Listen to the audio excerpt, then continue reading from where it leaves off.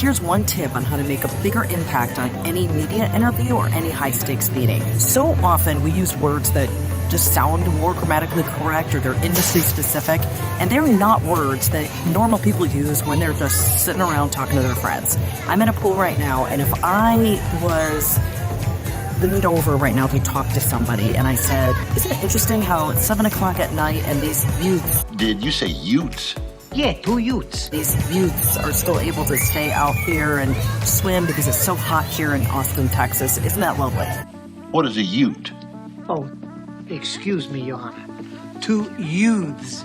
We don't say that. We say the word kids. We say young kids, young people. We say kids. We say kids. But so often you'll hear people say the word youth because they think that's what they're supposed to say, youth, or elderly instead of older people. So drop these words or phrases that normal people do not use when talking to a neighbor or talking to anybody about anything, and use words that normal people use. And then you'll make a bigger impact on any media interview, board meeting, or investor pitch, or any kind of high-stakes conversation.